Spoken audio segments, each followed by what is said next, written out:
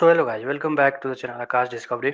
इस वीडियो में मैं आपको बताने वाला हूँ 4 न्यूज़ रिपोर्ट के बारे में जो कल आई थी और आज सुबह की भी है। अगर वीडियो स्टार्ट करने से पहले अगर आपने चैनल को लाइक नहीं किया तो चैनल को लाइक कर दे और सब्सक्राइब कर दे। तो आगे बढ़ते हैं।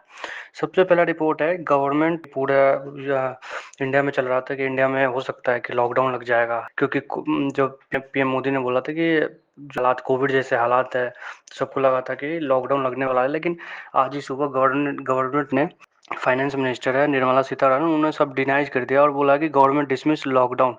और उन्होंने लॉकडाउन का भी खंडन किया है और वो ये भी बोला है कि फ्यूल शॉर्टेज भी इंडिया में नहीं है।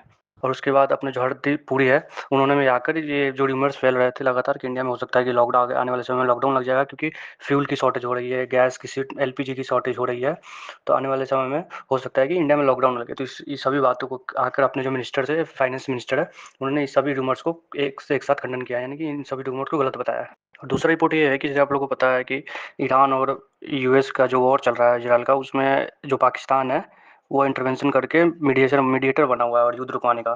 तो उसके बाद जो यहाँ जब न्यूज़ फैल गई कि पाकिस्तान ही युद्ध को बीच में युद्ध रुकवा रहा है, तो इंडिया की जो अपोजिशन पार्टी है वो गवर्नमेंट से लगातार सवाल कर रही थी कि पाकिस्तान क्यों कर रहा है, इंडिया क्यों नहीं जा रहा है, क्योंकि इंडिया के अच्छे रिलेशन है ईरान के साथ भी और यूएस के साथ और इसराइल के साथ भी। जो अपने फॉरेन मिनिस्टर है, जैसा कि उन्होंने बोला है कि India is not a broker, कि हम एक दलाल नहीं है पाकिस्तान की तरह, कि जो हम कोई भी कंट्री के जो भी मामला या जो भी वॉर हो रहा है उसके बीच में हम जाके एक ब्रोकर का काम करें। हम न्यूट्रल कंट्री हैं, हम हर बार न्यूट्रली एस्पेक्ट लेते हैं, तो हम न्यूट्रली रहेंगे। अगर कहीं कोई ज़्यादा इंजरीज या ज़्यादा कैजुअलिटी हो जाए तो वहाँ हम बस रिलीफ एड भेजने के काम में रहेंगे। हम कोई दलाल नहीं है कि हम कोई युद्ध जाकर रुकवाए। तीसरी रिपोर्ट ये निकल के आई थी कि सब बोल रहे थे कि इंडिया जो है ईरान से ऑयल खरीद रहा है, और जिस पर और बताया जा रहा था, कंपनी का नाम आया था कि रिलायंस जो है ईरान से ऑयल खरीदा। जिसके बाद रिलायंस इंडस्ट्री के जो चेयरमैन है मुकेश अंबानी ने, उन्होंने इसका डिनाई किया है कि इनका खंडन किया है कि रिलायंस अभी तक कोई भी ऑयल और ईरान से कोई भी ऑयल अभी तक परचेज नहीं किया है।